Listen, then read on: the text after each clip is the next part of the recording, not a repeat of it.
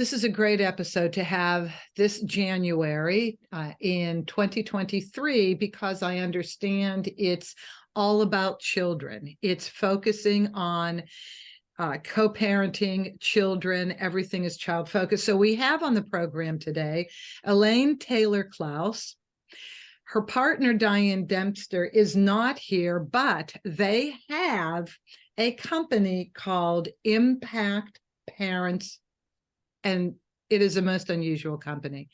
So first of all, welcome, Elaine. I am thrilled to have you. Thank you. It's great to be here.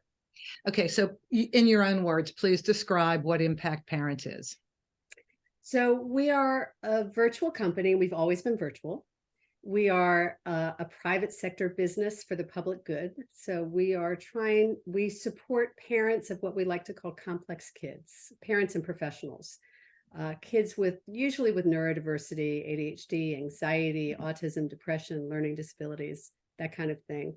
And we provide training, coaching, and support for the adults in these kids' lives. Our focus is on the adults, not actually on the kids.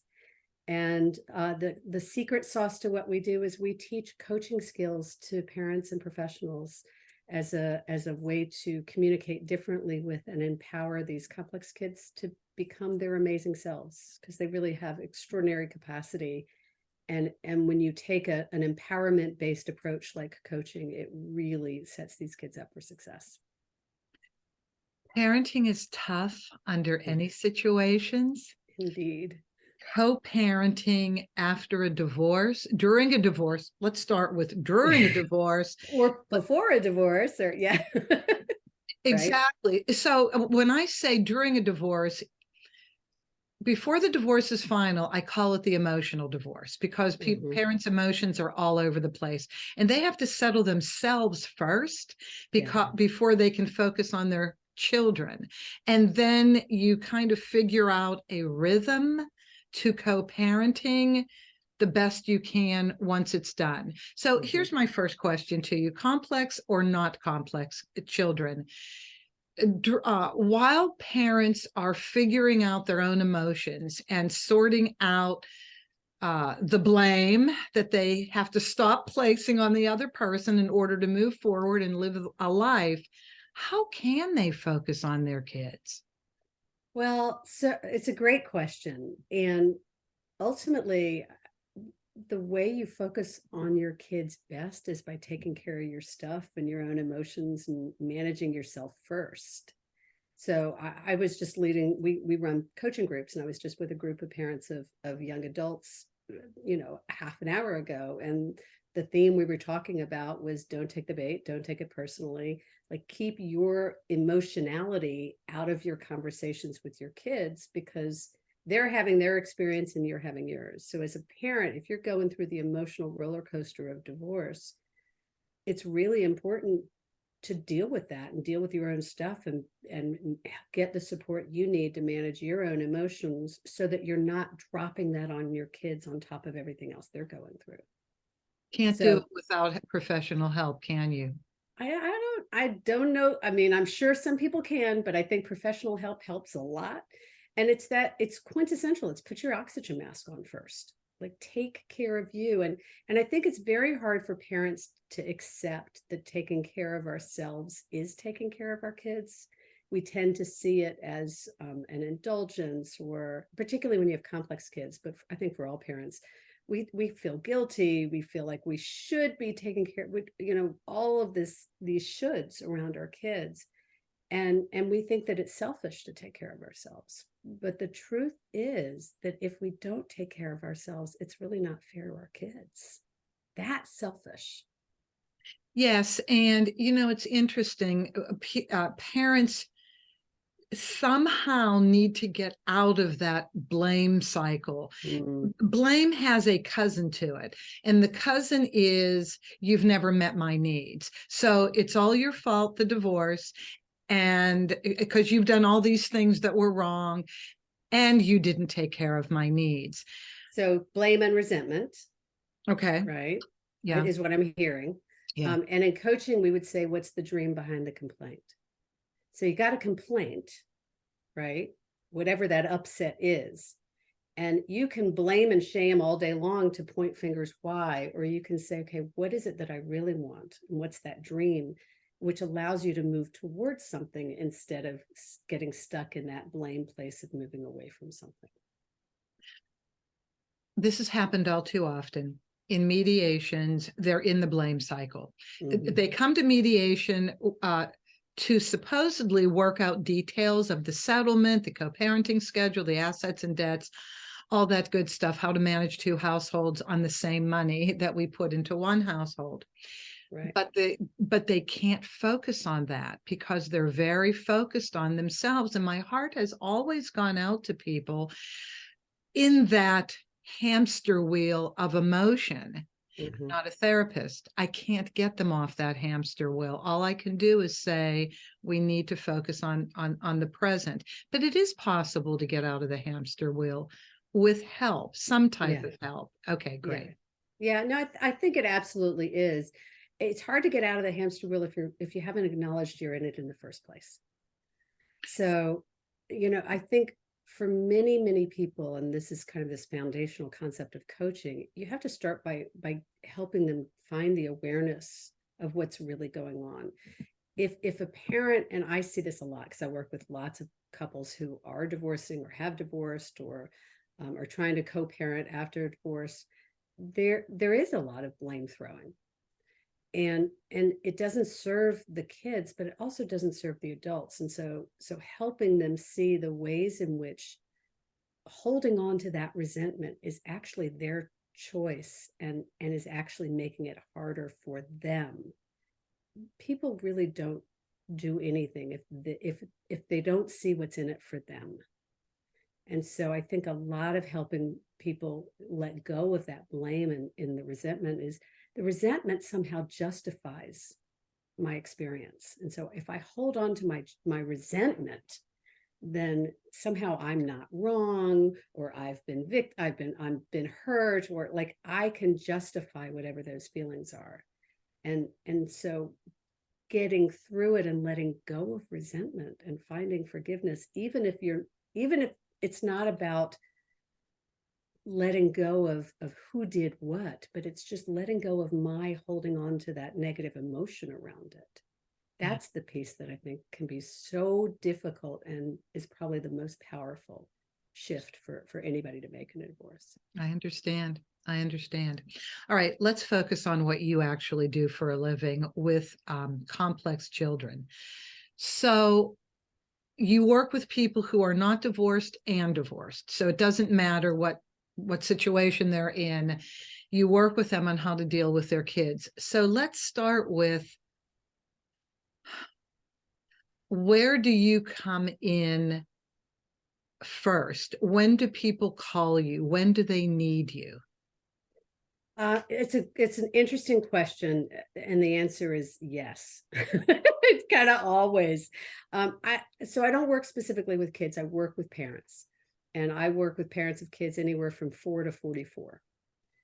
And so most of the parents in my community have some kind of a neurodiversity. Although I would say since COVID, we work with complex kids and parents of kids in complex times. So kids are really presenting with neurodiversity kinds of situations now, even if they're not diagnosed with a neurodiversity. Because these times are so complicated and we're constantly in transition and trying, I think we've all been to some extent traumatized by the world we've been in the last few years. Yeah. So, a kid may not be neurodiverse, but a really introverted kid who got used to being at home is going to have a difficult time as the world opens up again. So parents can come to us at any point on the journey. Often we get parents who come when they think something's going on with their kid who might want to be diagnosed or need to be. And very often we get parents either shortly after a diagnosis or many years after a diagnosis. So very often I get that we've been dealing with this for 8 years, 10 years, nothing else has ever helped. What can you do? But anywhere on that spectrum, sometimes when I work with couples, they'll come in and they know, and we kind of have the overt conversation. We don't know whether we're going to be able to save this marriage, if you will. but we do know that they want to work together to try to consciously be the parents that this kid needs. And whether the marriage will make it through that or not is uncertain. And sometimes it can, in fact, help the marriage, because it's having the disconnect around a complex kid that's causing a lot of friction in a marriage. Yes. Yeah. That can happen a lot. I mean, the percentage of the risk of divorce for couples with neurodiverse kids is significantly higher than it is for neurotypical kids. So in a parental situation where you do not have a neurodiverse child, you can have people with dramatically different parenting styles that are really, there's friction in parenting. And I guess this could cause a breach in the relationship, just having kids and not being on the same page. Absolutely, because what you're dealing with in that scenario is a values disconnect. Right. If I come to a marriage with a strong value around discipline or order, and you come to a marriage with a strong value around let them be free and discover who they are, and kind of using extreme examples for a reason.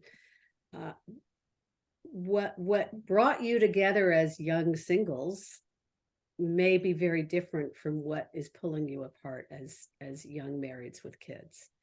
And so the place to look there is to figure out where you do have values in sync and what values are overlapping, because it's our values that lead us in how we respond to what's going on, or react depending on to what's going on in our dynamic with our kids. So and looking for what we have in common and where we have a shared agreement about what we want for our kids is way more important than looking at, I don't want you to do it that way, I don't want you to do it that way. Okay, so then Elaine, they do that. They're having a conversation, but they really believe that their way is the best way. Do you come in and work with them on parenting styles and how to meet in the middle and come to compromise? Sometimes, I mean, we teach a particular perspective. So we teach what we call a coach approach to parenting. So we are enrolling and teaching parents how to use skills from the world of professional coaching to communicate better with their kids.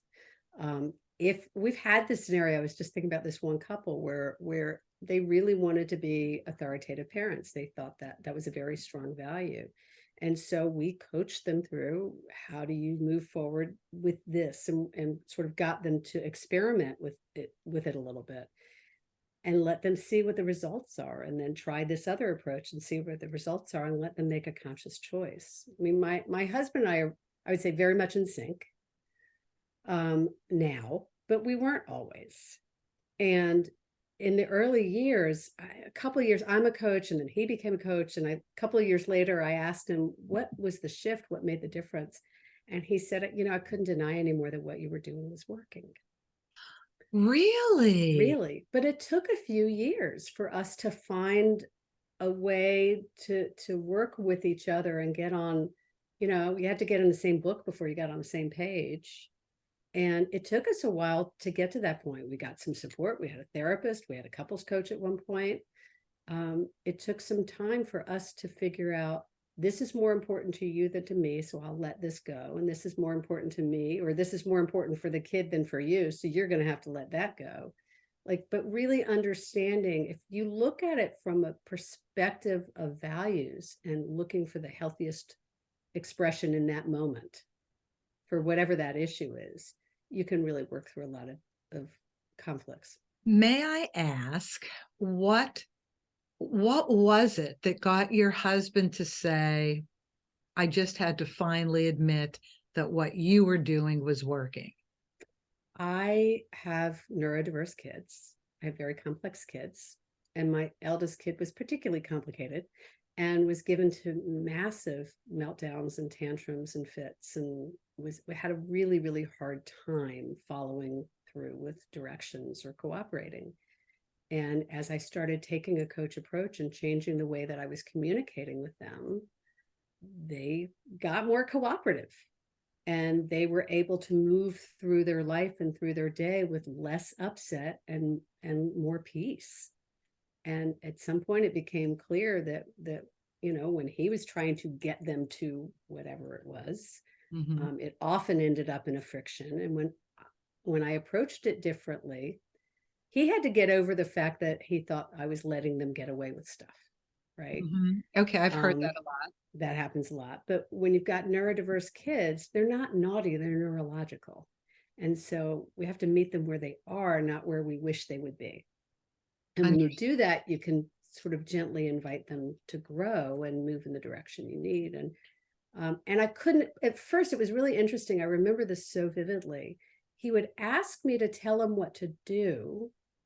And I remember saying, I don't know. I can't tell you. I just watch. I just can do it, but I don't know how to tell you what to do.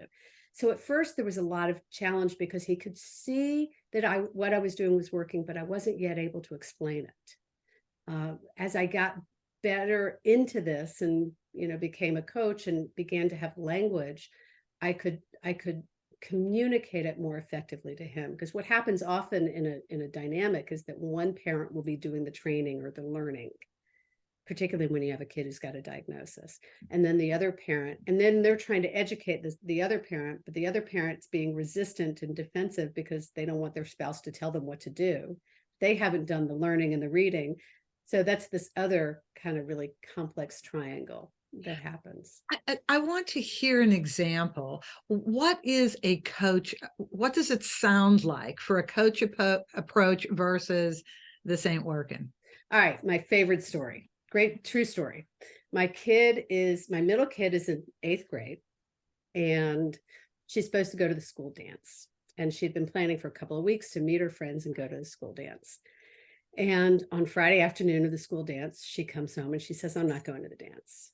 And we start talking to her and asking questions and trying to get a sense of what's going on. She's like, I'm not going. And we knew she had friends who were supposed to meet her there, whatever. And she looked at us and she said, I don't need a coach. I need a parent. And my husband said, you want a parent? Fine. Get your in the car. You're going to the dance. She said, I'll take a coach.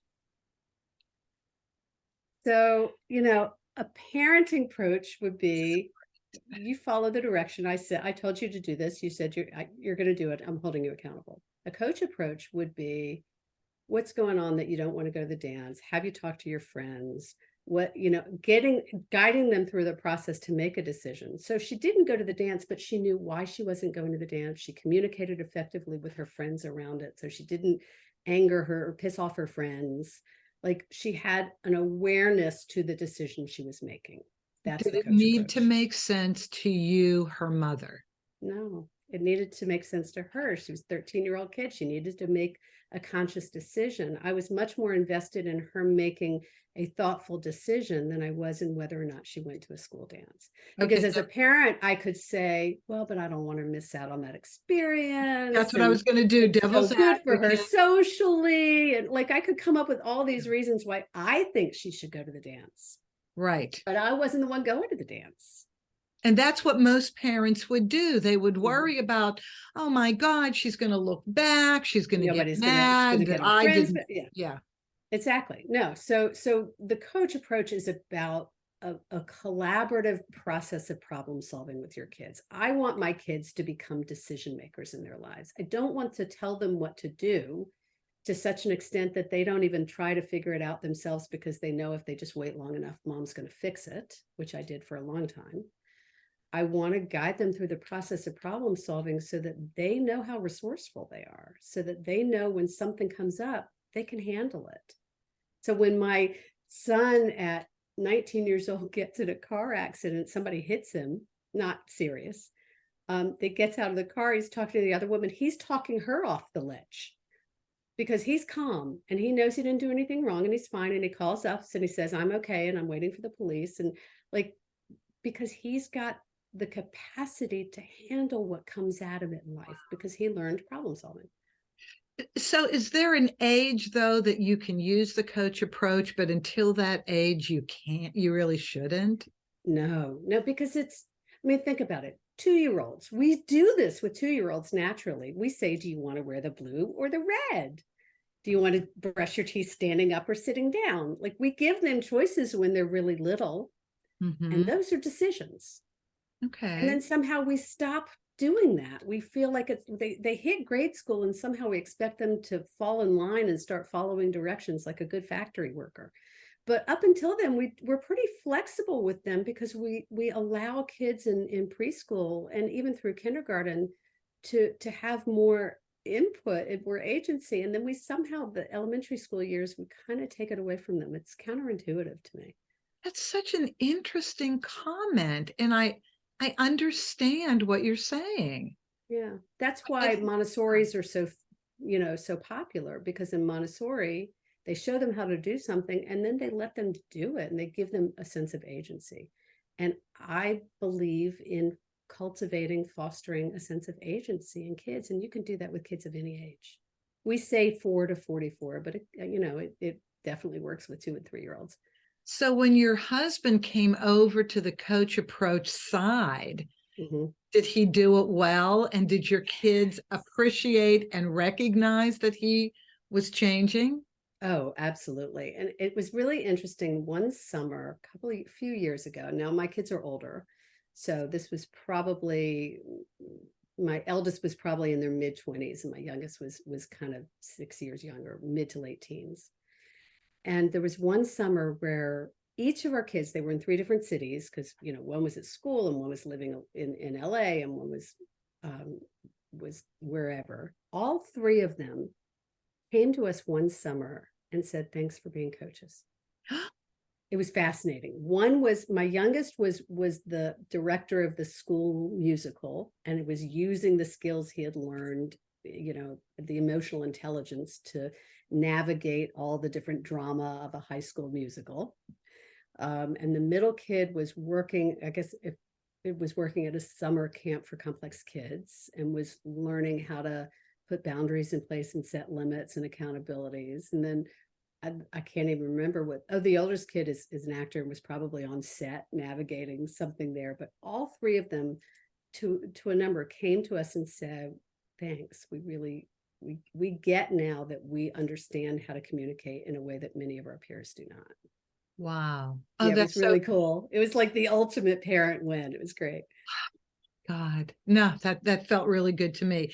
So for everybody listening, if you find yourself with a spouse or with a co-parent that has different values, parents differently, don't understand what's going on your website, Elaine, you have the parenting style quiz.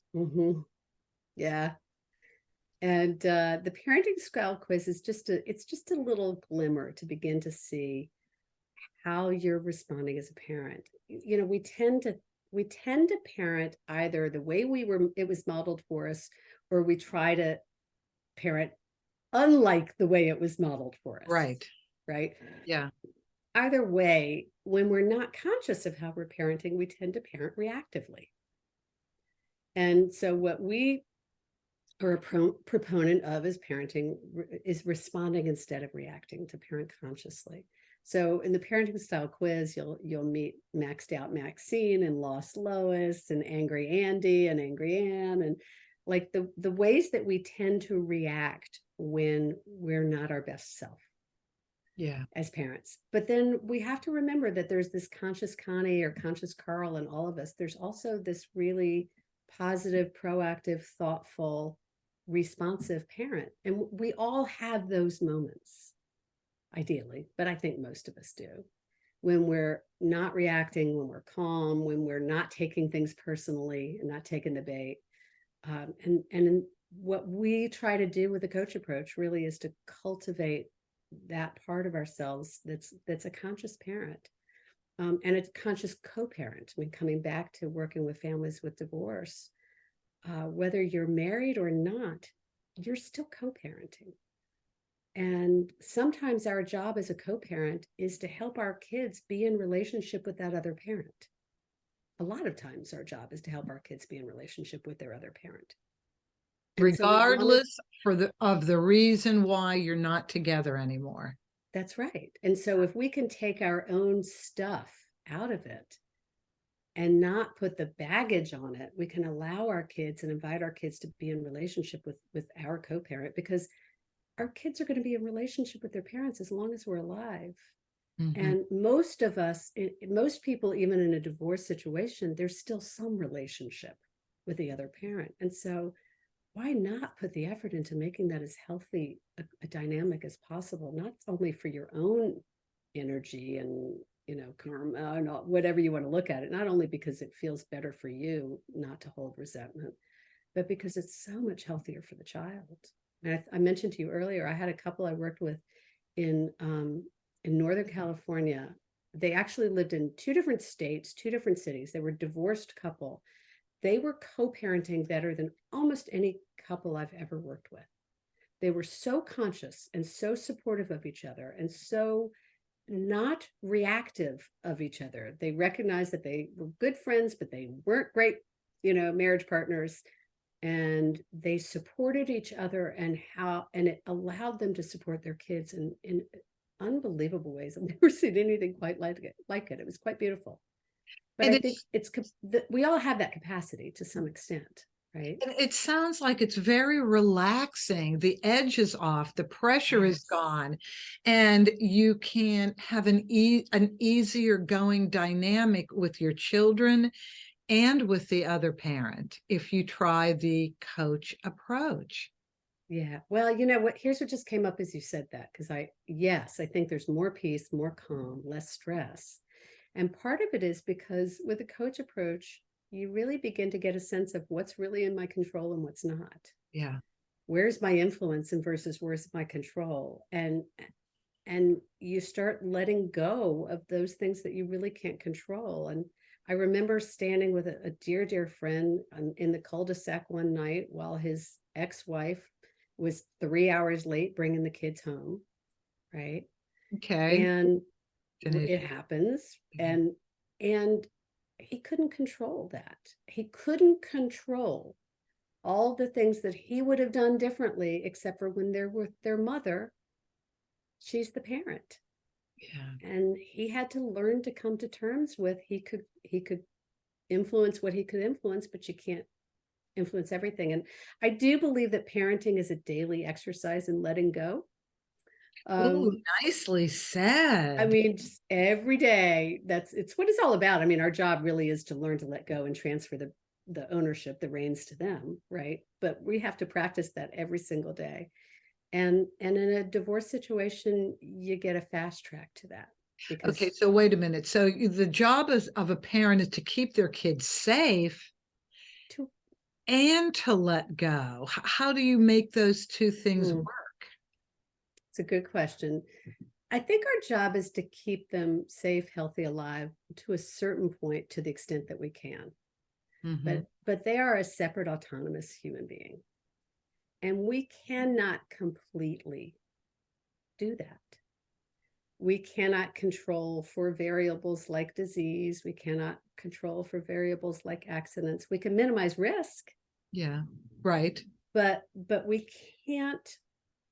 We can do the best that we can, and there's a trade-off between, am I keeping them healthy or safe, and am I micromanaging to the point that they're never going to learn to do anything on their own, right? So we hold our kids' hands when they're 5 years old and we're crossing a street, but ideally by 8 or 10, they're able to cross the street by themselves. Mhm.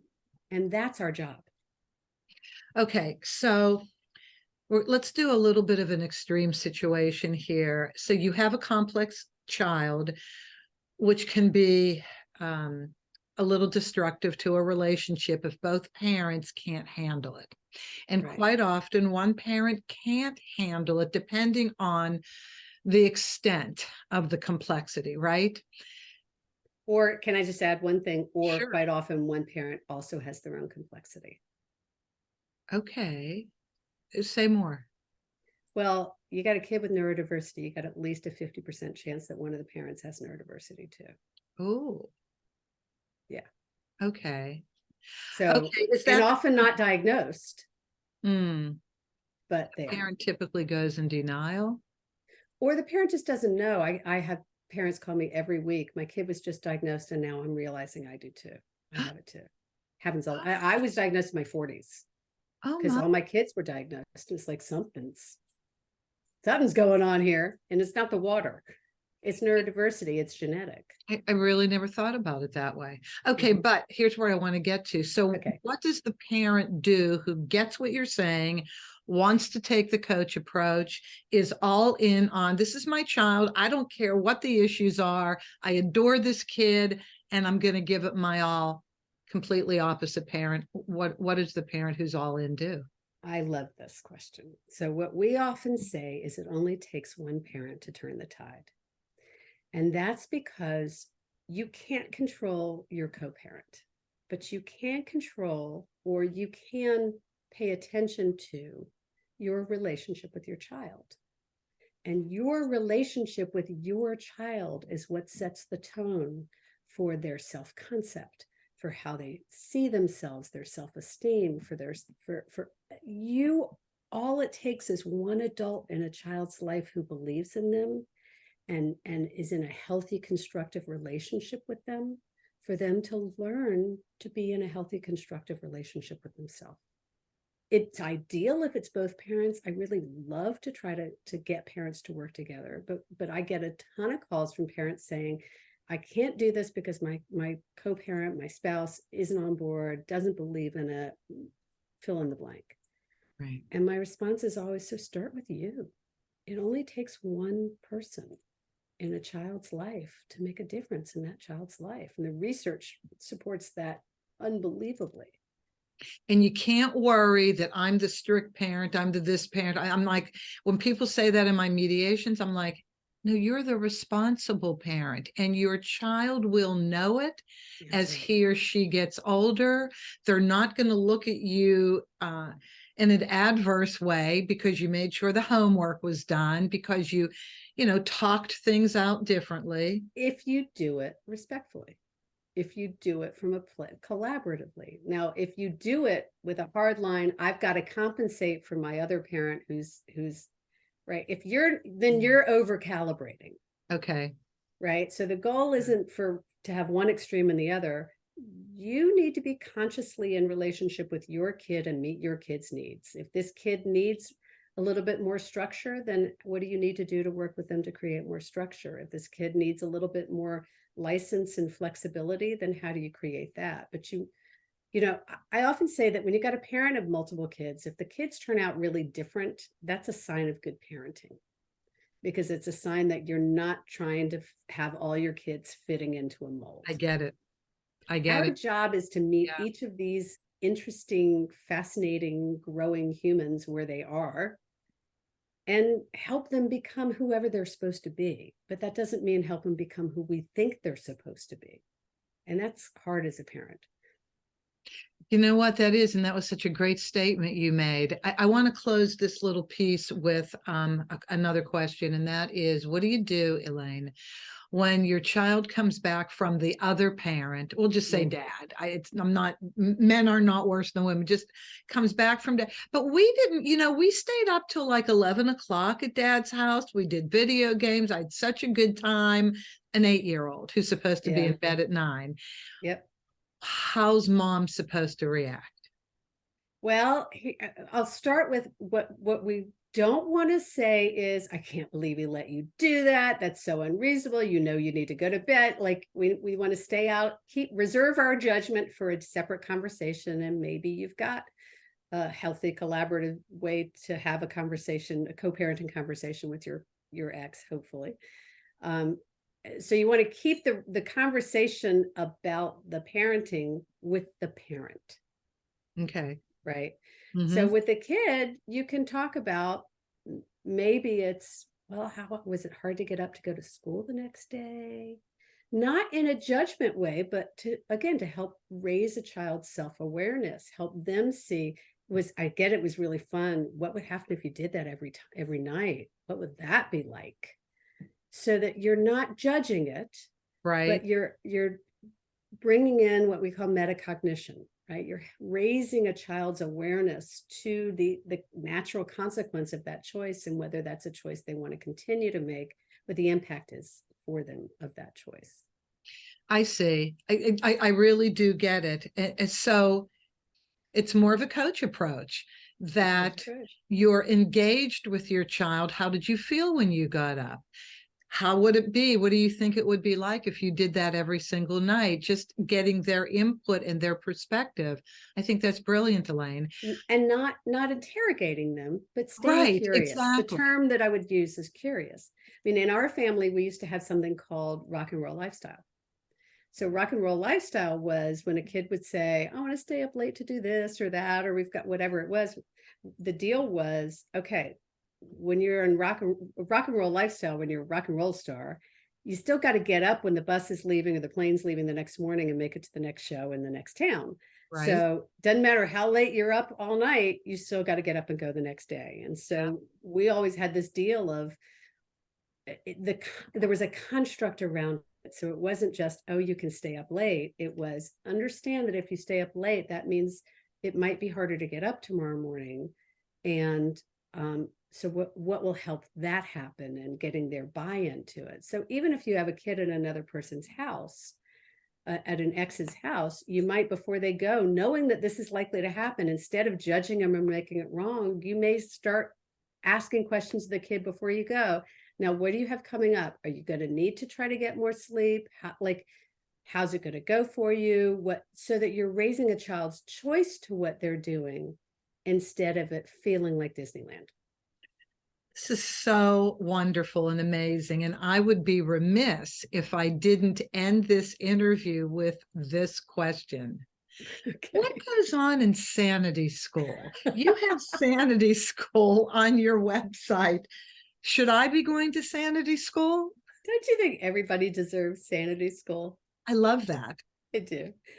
Sanity School is technically it's a parent behavior training program.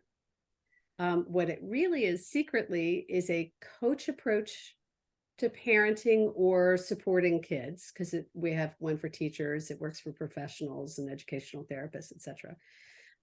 It's a coach approach with kind of a neurodiversity lens. So it teaches a foundational framework of coaching skills and an understanding of executive function and other aspects of neurodiversity.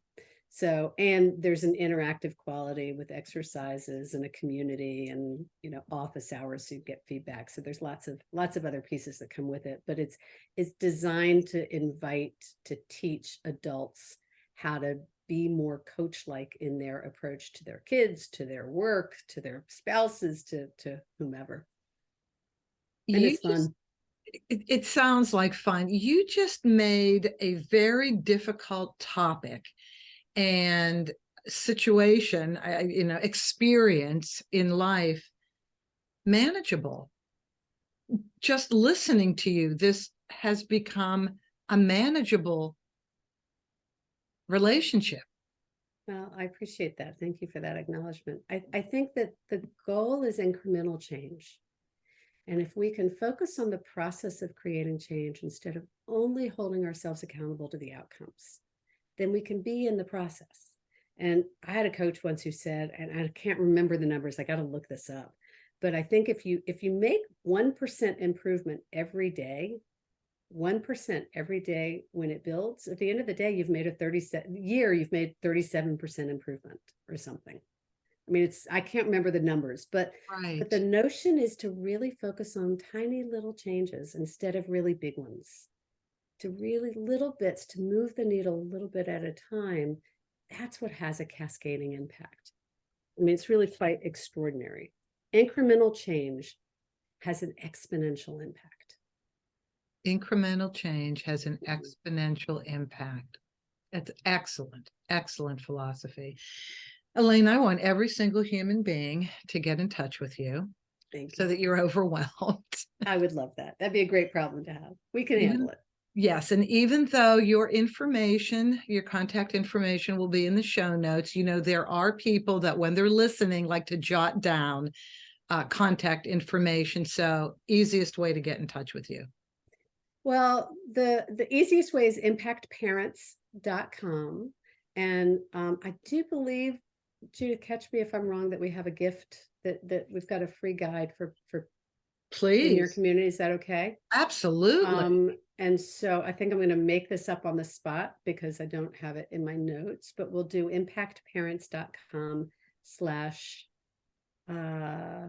what's the title? I don't want to say divorce / what would be useful? What would Judith, Co-parenting.